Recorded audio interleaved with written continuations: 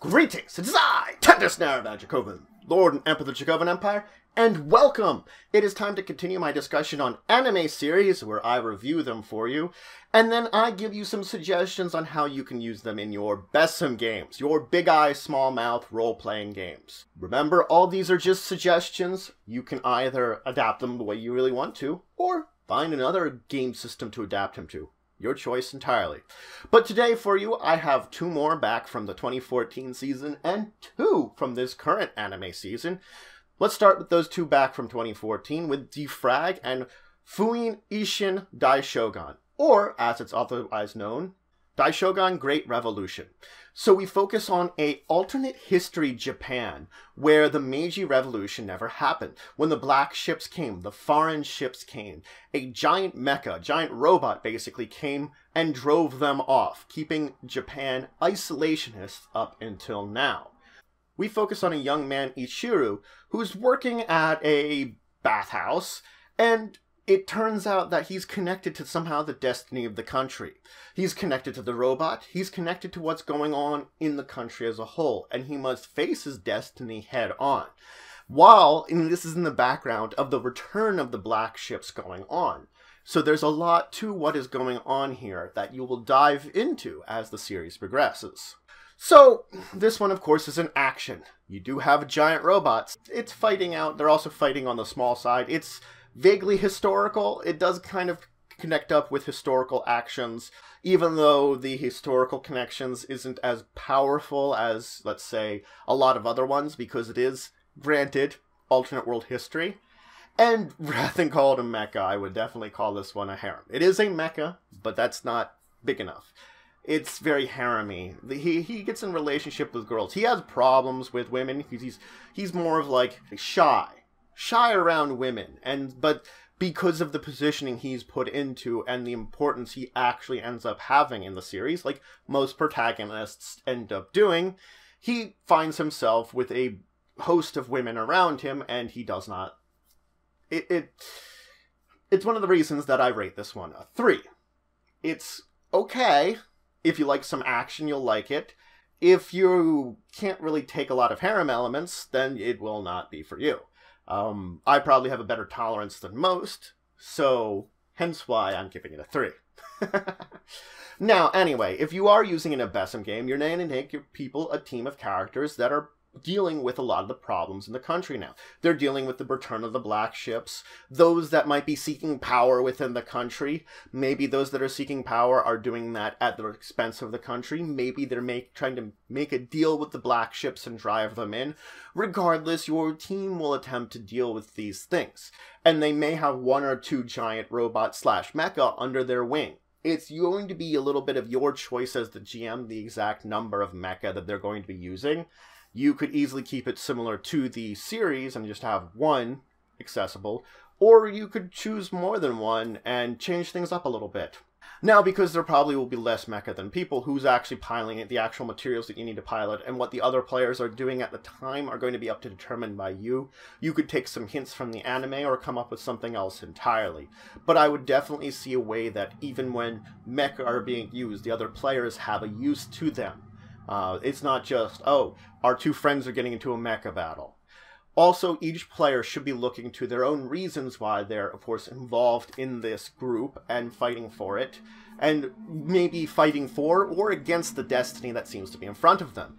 Each player should determine that kind of reasoning between either characters involved in all of this. It's 250 points, if I didn't mention that. Now, let's talk about the next one from this season, D-Frag. So D-Frag, we focus on a delinquent in a school, Kenji. Through circumstances with his small group of delinquent friends, he ends up running into the struggling game creators club. And basically they force him to join them. They force him to join the Game Creators Club, and each of the members of the Game Creators Club are these group of women who are eccentric, strange in their own ways, and they bring their eccentricities and their strangeness to both the games that they bring in and their relationships with Kenji. And Kenji has to sort of deal with them the entire way. He tries to distance himself from them, but somehow the attempts to distance himself always drives him back into the club. And he begins to sort of run into them in various places outside of the club and in the school itself. In the end, though, he starts to actually have, well, a good time when he's hanging out with them. And it turns out that he has his own eccentricities of his own that sort of make him fit, well, pretty well with the club itself. Now, this is a comedy. The things that go on between these people are ridiculous. It's very silly. The characters themselves, their eccentricities bring about very eccentric, funny things that go on. It's definitely a school because it's set in a school. We have a school club here. It's got that school-based focus. And it's game. It focuses a little bit on the games that they're actually trying to make. Because remember, they are a game creator club. They're trying to make games. Well, this tends to be more things like board games and stuff like that. But really, they're very open-ended. They're not like programming types, even though some of them might have that skill. It's the games as a whole would be a best way to describe it. But it does have that theme of the games, then, in amongst it. Now, I'd rate this one a 4. Is it perfect? No. Some of the comedy can be a little hit or miss. But enough of it's hit that I would recommend checking it out. At least from what I've seen. Also, the manga is very good, because there is one of those. So if you're using this BESM game, I recommend 150 points. You're going to make your members... You're going to make your players members of the Game Creators Club. Now, they could be there by choice, or they could be more forced there by Kenji. Up to the players completely how they figure out how they're in there.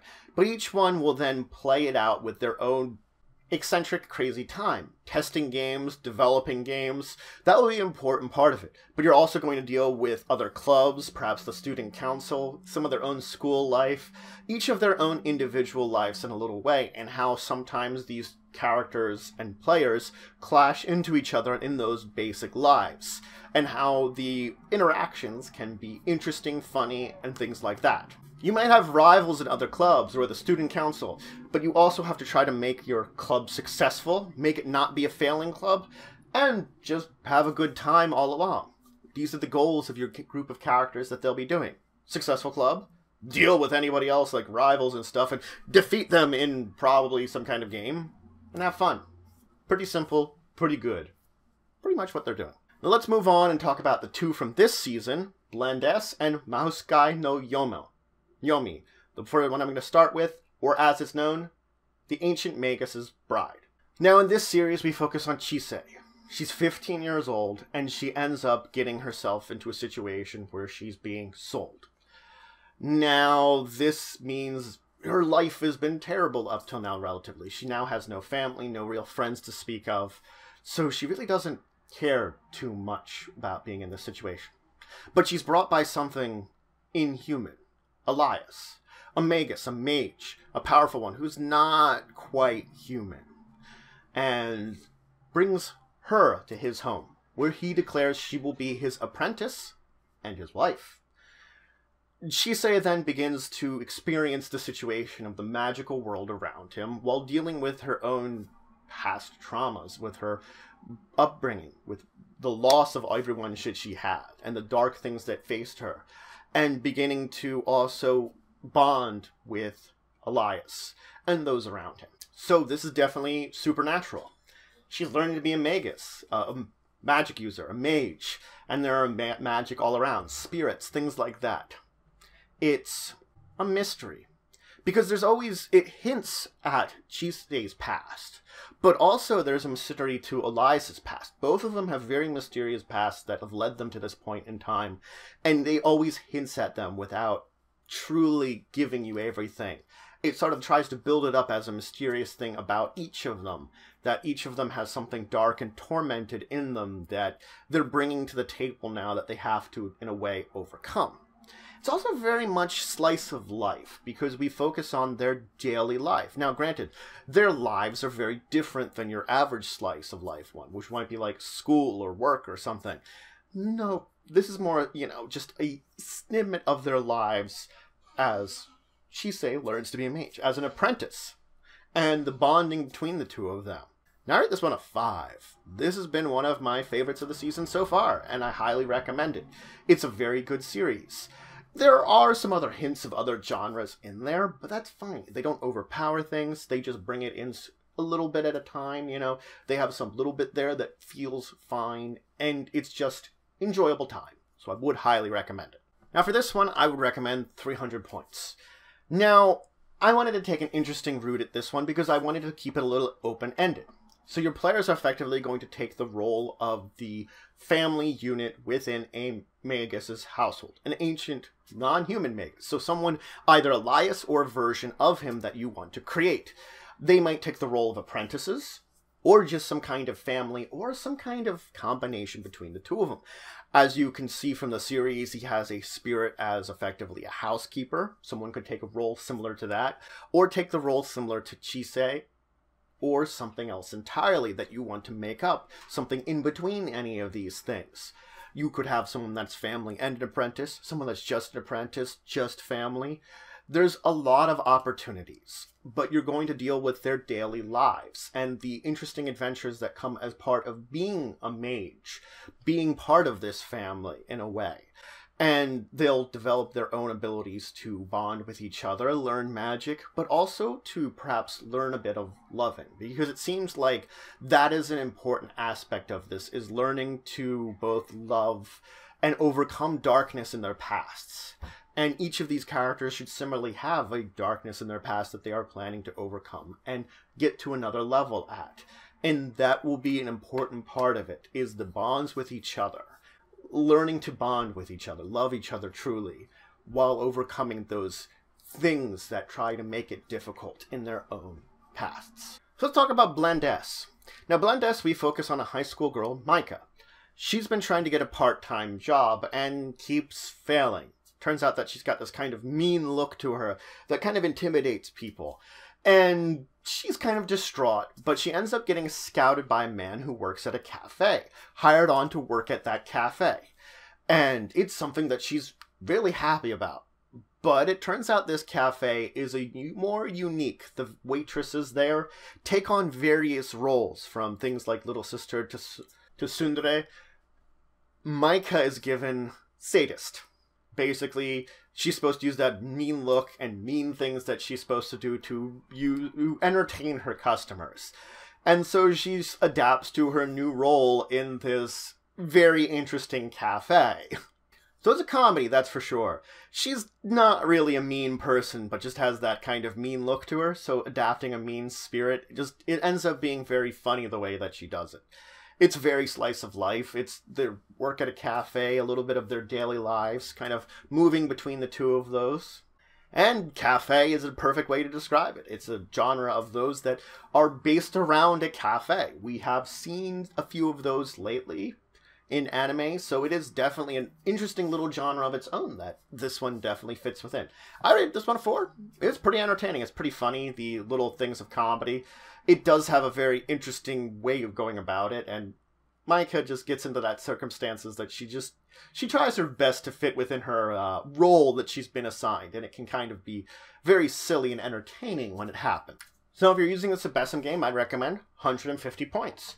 You're going to make your characters a group of waiters or waitresses, depending on what you as the GM wants to have them do, at a cafe with, well, the people that are serving you there take on various levels of eccentricities, which they might not have.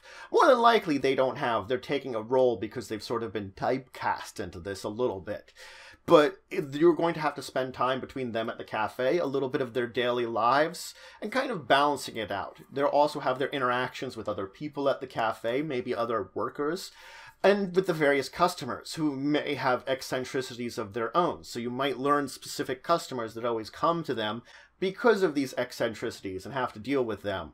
So there's a lot of this eccentric nature to the entire thing that will be going around.